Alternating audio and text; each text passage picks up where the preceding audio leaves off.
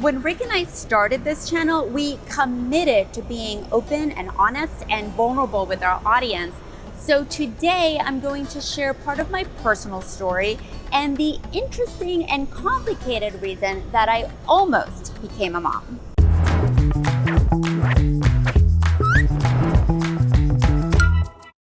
Hi friends, my name is Veronica and this is the Childfree Connection. Welcome back to all of you that have been hanging out with us the last few weeks, and a big welcome to you if you are new to this channel. My partner Rick and I are child-free and we work on all our child-free content together, but he mostly hangs out behind the scenes for now, which is why we call him sometimes Rick. The intention of the Childfree Connection is to connect with one another through our individual child-free experiences. So Rick and I have been absolutely loving your messages, whether you're commenting below or spending time with us on Instagram or emailing us directly. By the way, if you do want to email us, you can just go to our website, which we'll put right here somewhere, and I'll also make sure to add our email address to the description below. This channel is for inspiration, support, celebration, and education of living child-free. So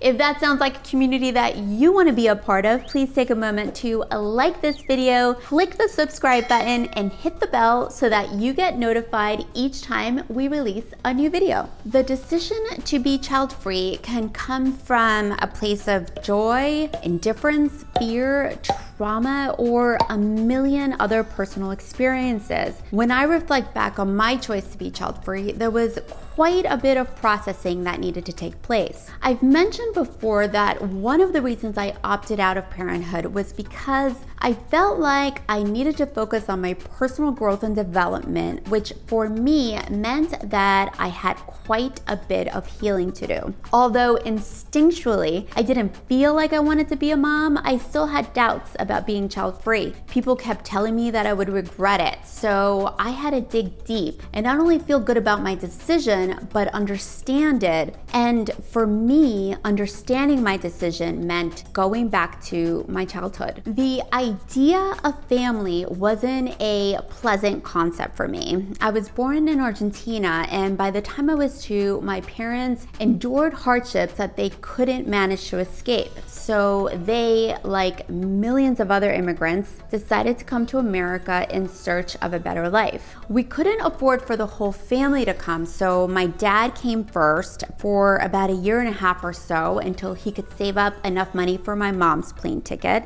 And then she came for another year and a half or so again, and they saved enough so my sister and I could finally come too. My childhood memories were that life was hard and complicated and messy. Money was always tight, none of us spoke English, and my parents' limited education meant that they were only eligible for low-paying jobs. There was no emotional support system, and the stress level in my house was always very high. My parents hated each other and most definitely built resentment towards my sister and I. Anyway, without getting into a million details, which I'll be happy to share at another time, that was the foundation of our family dynamic. That was all I knew. It wasn't until high school when I started visiting friends' houses when I realized that some of what I would see in my favorite 80s family sitcoms actually existed. Families hugged, they had fun, they listened to one another,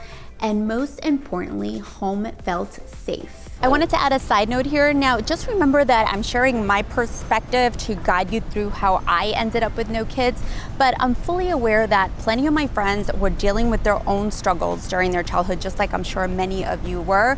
So I'm not looking for pity here at all. I actually feel really, really lucky. My sister and her family are doing great.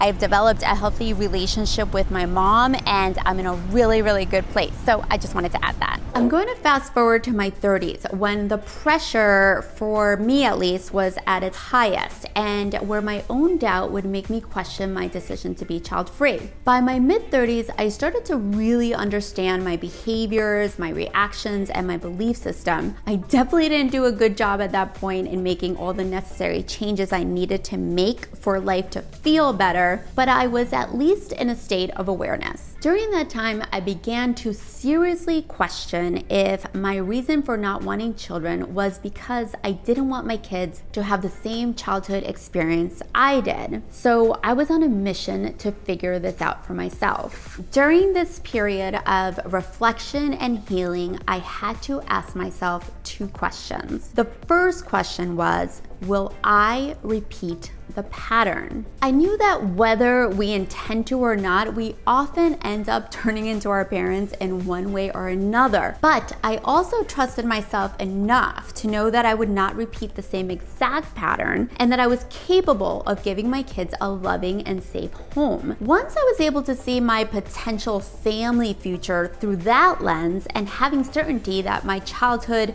would not be their childhood, my answer to having kids was still no. This led me to question number 2. Would a do-over help me heal my childhood trauma?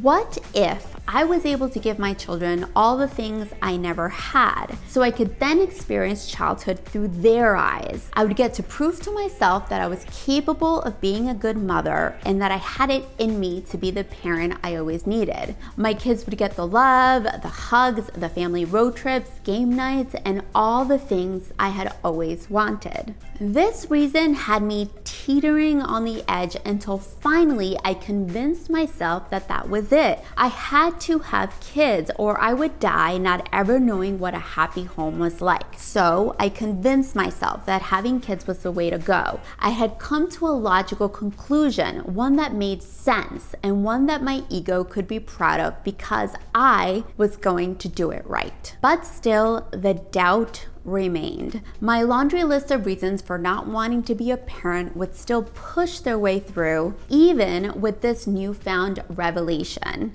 It was unsettling. Why was there still doubt when I had decided to give my children this incredible life that I never had? Why was I still feeling dread and worry and stress over the idea of having a kid? I couldn't figure it out, but over time, it started to make sense. I realized that I didn't need a do-over. I didn't need to experience childhood through the eyes of my kids. It wasn't about them, it was about me. I needed the experience. I needed to feel loved and prioritized. I needed hugs. I needed road trips. I needed vacations. I needed to see the world. I needed game nights. I needed friends. I needed fun. I realized that I had missed all those things as a kid, but because I missed them as a kid didn't mean that I couldn't experience them as an adult. Sorry, I needed a minute.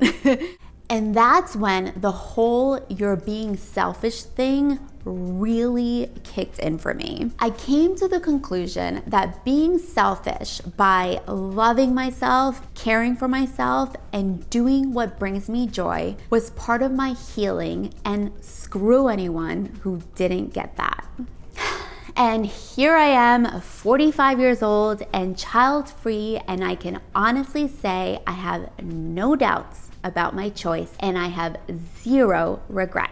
I wanted to share this because this journey has so many different paths, so many windy roads and U-turns, and it is 100% okay to be wherever you are. Allow yourself space, allow yourself time, and most importantly, turn off everyone else's opinions and comments and thoughts and listen to your own. The beauty of choice is that it is ours and ours alone.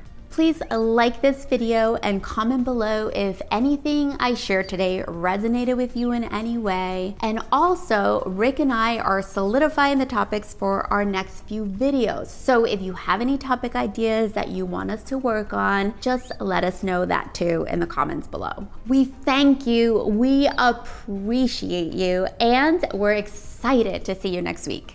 So one last final side note here, as child-free people, we often get asked what our reason is for not wanting to have children. So having been asked that so many times, I convinced myself that there must be a reason. But like I just shared with you, even when I searched for the reason and dove into it the way I did, it still left me back in the same place. So whether you have a reason or a million reasons, or you don't have one at all, it doesn't matter. What matters here is that you follow your own path and you do whatever brings you joy.